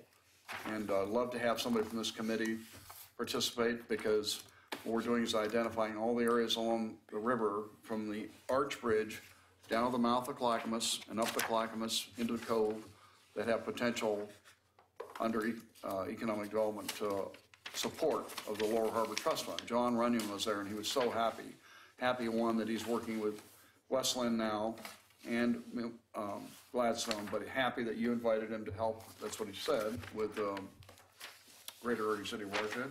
Did you do that? Say that one more time. He was happy that he's working with the Greater Oregon City Watershed Task Force, your group, Who's this again? John Runyon. Oh, yeah, yes. Okay. All right, but the issue is, and I don't have a map here, this is a summary of what it is. I'm not doing anything by myself anymore. I decided we need power. I'm just one person, my organization. But the Oregon City Business Alliance is embracing this as a new committee, a standing committee. And staff from Oregon City were there, John Lewis. Phil Lewis was invited too. I'd like to have somebody from this group, if they would consider, we're meeting quarterly, that's it, 4 times a year. In the meantime, so you put your hand up? Yeah, I'll Okay. do that. Sounds Well, the deal is we're looking at places where projects can be implemented in the future, and it's really amazing on this list here somewhere, I just saw it here a minute ago, was the waterfront master plan. Guess what we found?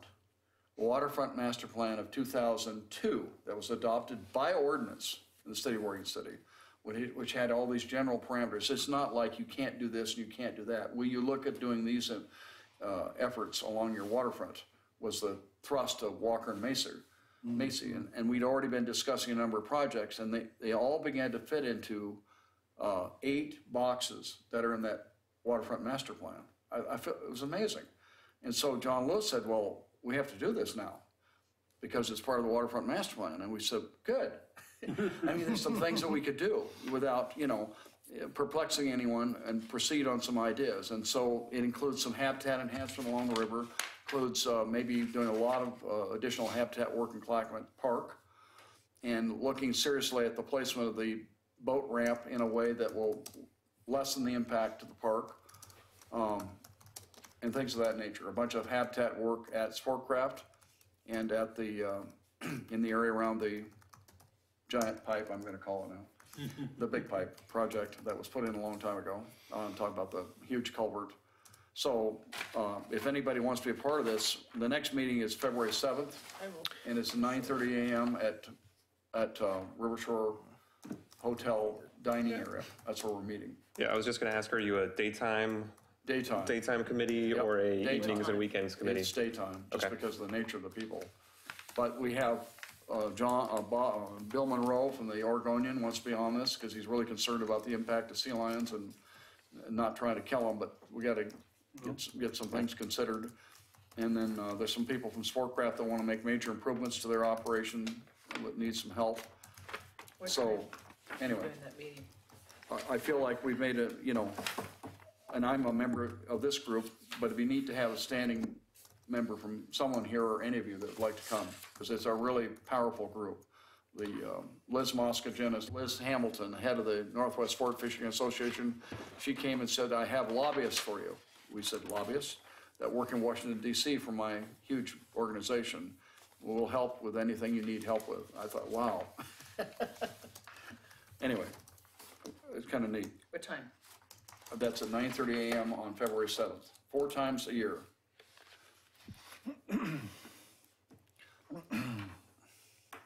Okay, we'll arrange a meeting.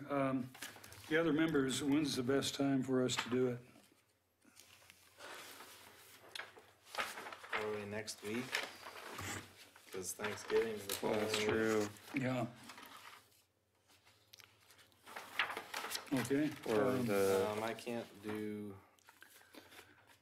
Monday, but I could probably what's up do. with like the last week of November? Give me your email. I guess there is the whole Yeah, last week, but are like the you 29th. gone? You write it. Oh, I'm in Yakima on Wednesday, and I'm taking off for Hawaii on Thursday. Of the 29th? Yeah. And so, So you could, you so got, next week would be better. I okay. would probably say like Wednesday or Thursday or Friday or Tuesday. Actually, I could do Tuesday too, next week. And the purpose of this is just to prepare for this Yes. city commission presentation? Yes. Yeah. Okay. All right. So when is it, this report goes to the city commission? 5th of December. 6th. So So all of us should try to be there, right? I think it'd be great to have a show Good. of people there.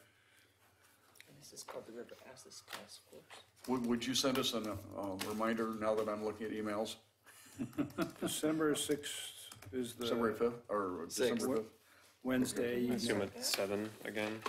Are you getting some of your, 7 o'clock. Okay. are you getting some of your site back? I have a person that does all Okay, the work on my site. With that, then we're gonna go right ahead into communications. I have a specific thing to speak to, but we'll just start back here. Mr. Kuehl, do you have anything? Nothing today. I haven't even been around, so no. Okay. I did send a letter to Scott Burns. Thank you. Redrafted a little bit, the one that Jerry Herman had provided at the last meeting. Now, I sent it as a draft. Sure. I didn't want to get ahead of anybody, and Sure. I went ahead and copied the Public Works Director, Parks and Rec Director, Planning Director, the Mayor, and the City Manager. Because when we get involved in those things, Yeah. we want to make sure they're Correct. in the loop. Otherwise, it can, some might backfire on us at some point or another. Good thinking. I've not heard from Scott, but he is or was at least the chair of the International Association of Geologists and Engineers or something like that. And he's generally at Portland State in a given term, teaches to one class as a emeritus professor, but he is on the road a great deal. Yeah, sure. So I have not heard back. Thank you for doing that. That was the right procedure. You're correct. I just wanted to kind of tie that back in with the work program, because that really came out of the discussion at the prior meeting about Waterbury Park being a tourism asset, realistically. Yeah, Rather than anything to do with land use or anything like that, as I understand it. And that's kind of a concern. So just wanted to make that clarification. And then also the letterhead didn't have the Natural Resources Committee. No, it doesn't. It's No. still a draft, but if you would give me I looked at my letterhead. I think what happened was, it got copied and something like came away from that. Yeah, so go ahead and get that to me. Yeah, sure. Yep. would you send me a copy of it too, if you don't mind? No, that's Yeah. good. Are you gonna use it? Well, I think we gotta be cautious. I'm not gonna use it for anything. What I would do Yeah, is you keep it wanna in the be folder we have for Waterbury Park, the Okay. Parks and Rec, or the Parks I think it's Foundation. talking about just the letter, not the letterhead. No, I'm not gonna do anything with it. Yeah, well, no, he's talking about the letterhead, and the point is that Oh. anything that goes out of here needs to clear the commission first before we put it into, Right. to a letter, under the letterhead. And I mean, that happened, that wasn't an issue. Sure. But so, I was a little reluctant to everybody getting a letterhead, because the authority comes within the board itself. Yeah. That's correct. We just have a copy of the letter, right? He's got a copy of the letter Oh, okay, there you go. that I sent. Oh, okay, well, that's fine. I thought you were Yeah, talking about yeah, something. I emailed you, Okay. I think I. Yeah, no, I've got it. Yeah. It was fine. Excellent. And anything else for the good of our order? I just want to give you a quick update on some things that are natural resources related. So the Tree City USA cycle is coming up, and I'll be preparing the application. If anybody want to look at the data that we're putting into that report every year, I'd be happy to send it out. Yeah, that'd be interesting. Since you are our tree subcommittee by bylaws, so your names are all part of the application. And just so you know, and then the 4 criteria for that are that we observe Arbor Day, we spend a minimum of $2 per capita per year on tree care and maintenance. We have a public tree ordinance and various other ordinances relating to trees, and we have a tree subcommittee or a committee that serves in that capacity. Those are the 4 criteria to be a Tree City USA, and so that's coming up. Equitable housing project is at the beginning stages. This is a project that is looking at revising the city code to provide greater opportunities for more types of housing and more affordable types of housing that fit in with existing neighborhoods. I'm the project manager for it, and we have a project advisory team of 15 people. We had our first meeting last month. It went really well. And the first work product that has come out of that is a code audit outline that looks at areas of the code that we could potentially reduce barriers in the code, so to more types of housing in the city. The Newell Creek Canyon Trailhead Plan from Metro is under review right now. We had a public comment period ended 2 weeks ago. We did get some comments from the neighborhood association that were generally supportive of the plan. I think Metro obviously wants to start work on that next year, so we'll get the land use approval That went to the Right. planning commission just recently, didn't it? It's a type 2 review process on that. It Okay. doesn't require planning commission review because they're not proposing anything that's outside of the code. I don't see anything at this point that requires planning commission review. Then does the city commission become involved in it at all? At this point, no. Okay. It's a site plan and design review application for a parking lot and trails within the canyon. Some of the trails are considered exempt since they're narrow and natural. Other trails are not considered exempt because they're wider than 4 feet and have to have mitigation for that since they impact a vegetated corridor in some locations. But the overall thrust of the project is improvement of the resource that's out there and interpretation. And then the trail system, Metro's approach is very detailed and comprehensive and has an entirely much more detailed approach than what our minimum code standards require. So they have a long-term mitigation plan and maintenance plan for that entire area because they're going to maintain it in perpetuity. So there's that. Anyway, it's ongoing, going to be an exciting project. And finally, we're working with Friends of Trees on a 3-year contract to continue the neighborhood tree planting process, which is roughly in the ballpark of about 100 trees per year, where Friends of Trees does all of the outreach to the neighbors and tries to get as many neighbors involved in planting trees in the planter strips as possible.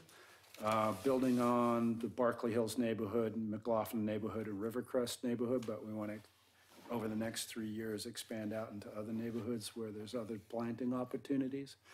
And that's based on the successful plantings that we've done with Friends of Trees in the last 2 years.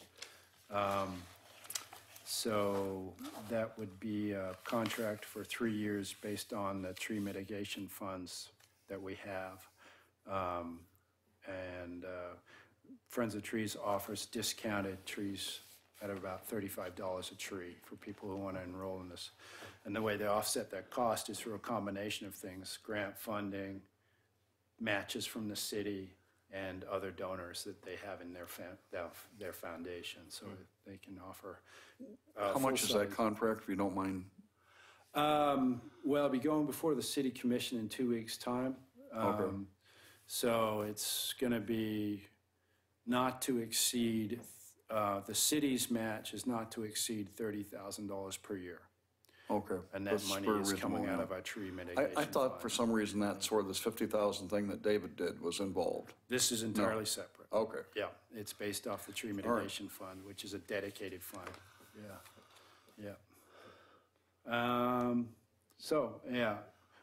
Our mitigation tree that's codified, actually not codified, is 300, our mitigation fee per tree that's removed from either a private development site or from a street tree is the same fund. It's $308 per tree. And the cost for Friends of Trees to purchase a 2-inch caliber tree is about $250 a tree. So there's some equity there. But we want to make sure that those funds are spent wisely and on the right program. So what Friends of Trees can do that the city can't do is all of the public outreach, all of the canvassing, all of the mailing, all of the volunteer training, all of the daily activity organizations, and then 2 years of follow-up where they check that tree, keep the tree bags filled with water in the summer months, and replace it if need be after 2 years. So that's nothing, the city can't do that. Yeah. Very impressive. Great. So I think it's money well spent. Thanks. Could you do me a favor? Jerry brought up the funds that our previous city manager put forward. Yeah. Could you find out, could you track and see Track where those where went. it goes to and how it's Yeah. used? Certainly, yeah. I'll get that down on my list here to contact. Great. All right. Yep. Thank you. All right, thanks. Anything else for the good of the order? I don't, do we still wanna try to do this? I know, the only reason I asked that is yes. because Yeah, we gotta I'm do that. actually Yeah, not that's right. gonna be Let's do able to that. be at the December or the January meetings. Yeah, we I'm need gonna to- be out of We town. wanna do that. So I guess the question is, are we do we want to have a December 13th meeting? Or do we want to, I'm not gonna be able to make it, so Yeah. it's up to you guys. because if not, we can go into January and it's up to the committee. You know, I'll be available. I'll be here. Yeah, I'm here and available. Okay. And, December? oh, December, yes, so December I'll 13th? be okay in December. That'd be fine. My suggestion, once I find our list of, I don't know what I did with it, actually. What's that? The candidates, I think we all have. So I think it's just you and me tonight, cause Nancy's not here. Yeah, Mr. Chairman, is it normally, I know we normally look at each one individually, but we know all these candidates. And they've been very faithful about attending. You know, you've missed a lot of time, but I won't tell anybody. You missed very little time. I just thinking of a simplified way of doing this. I'd like to see them all forwarded. well, I would, you can put a motion into that effect, I think. What I would suggest is to look at these and see if you have any questions. Take a moment to go through all these three. And then if you have any questions, we can go ahead and proceed. Given that there are no other candidates, it seems to me that if, Oh, Doug, I would point out that we don't have to interview Nancy in order to make a recommendation. that's what I was gonna say. Yeah.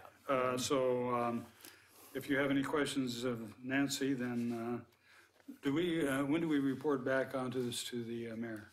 Well, I would let Katie Riggs know if you've made a decision tonight, and then she would just let the mayor know Okay. via email or. So do you have any questions of either myself or Trent based on our applications? I find you both wonderful people. I've actually, No, that's not a question. No, I have no question. I do have a question for both of you. Okay. What do you see as the biggest priority of the NRC for the next 3 years? Yeah, it's a good question. And biggest objectives for the committee? Well, Good question. yeah. I think we've got to find a mechanism of dealing with various invasive species through our system. There are many people that are involved in that effort, and we've already made a commitment to start working on this heritage tree program, which I think is extremely important.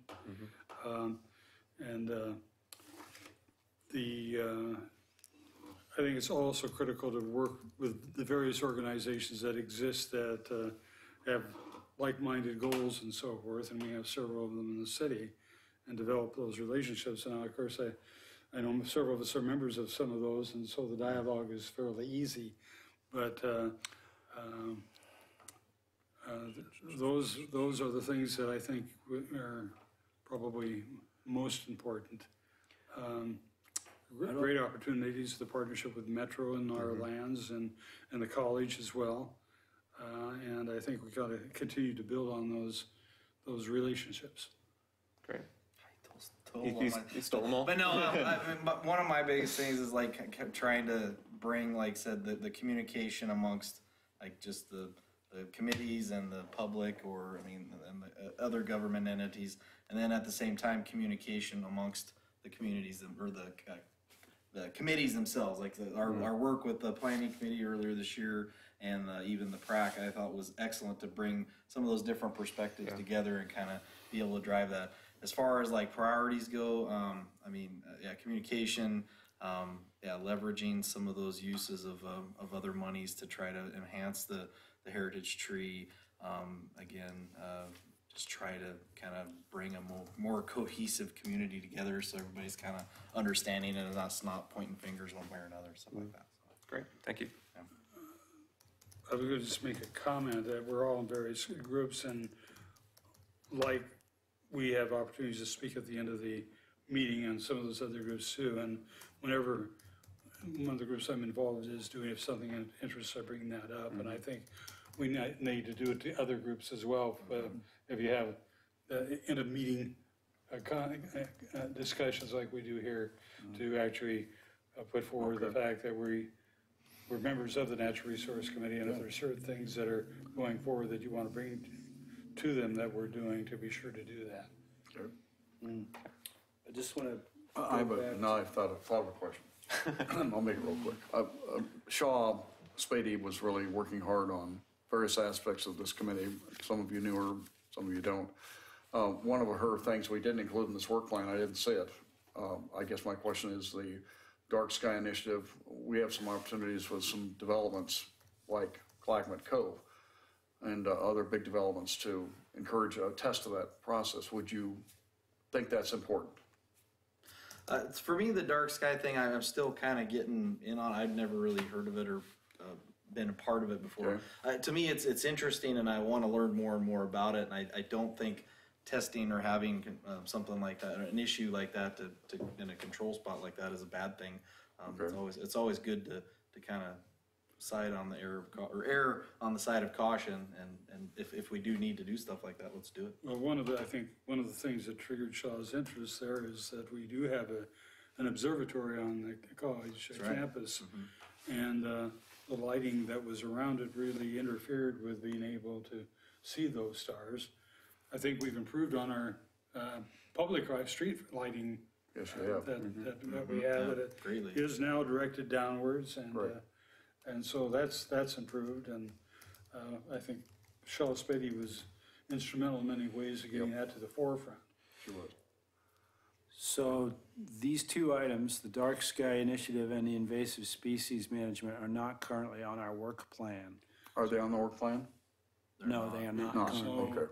okay. As I say, we're gonna come back at the earlier part of this year and start working on this for multiple reasons. One is that we may want to have the commission include certain things in the budget cycle, which will come in 1919, but to actually get those things well out there, including the Heritage Tree Program funding and those kinds of things.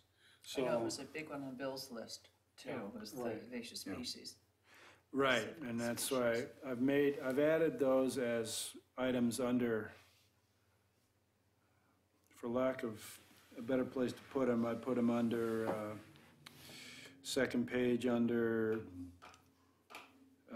initiate recommendations to comprehensive plan, codes, and policies. On goal 3, enhance livability of the community. Kind of underneath Metro Title 3 and 13, enhancement in education, adding support coordinated strategy for invasive species management and support dark sky lighting initiatives.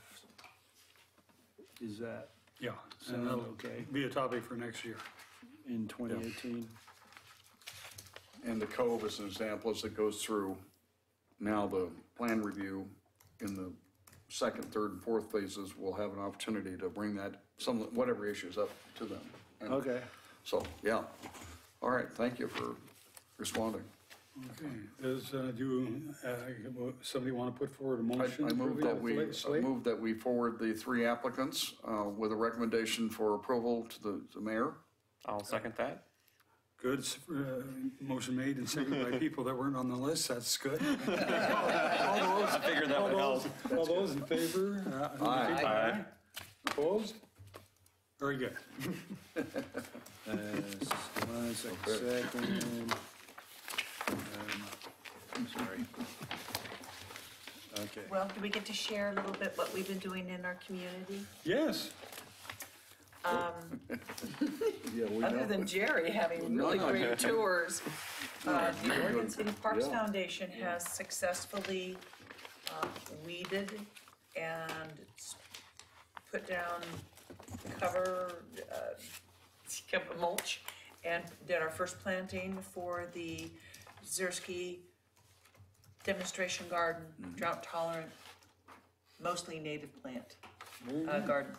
And the next planting will happen in spring. We'll have to do 2 more plantings. Where are the? It's right at the VFW. Okay, yes. Right, planting along the VFW at the bridge that's gonna walk over.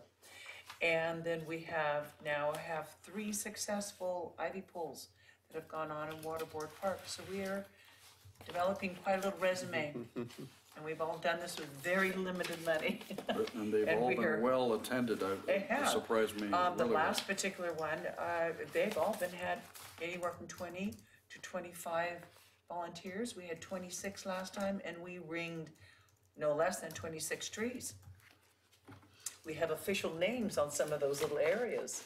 We have the Jesse Bufivy Pool, the OCPF First Pool, I didn't know and that. Daryl's Clearing, and now we have the Ringing of the Trees. So, we're hoping to join forces and see if we can start to do like a Monday meeting for people that will, in our community, will just start to come and join other people and either ringing or pulling on Mondays, over and above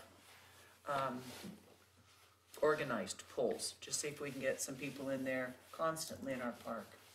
You should tell them But you have to do it with a about the couple grant. people. Tell them about the grant, You tell them about the grant. $20,000 grant that Ryan Boyce wrote with the other members of the committee. But we need matching funds of like $8,000, Which so he's now we're working pursuing. on. We're working hard. We're I all, think she's gonna get those from the Saltwater Conservation Service in their next year budget. let's hope so. And that will allow Good that source.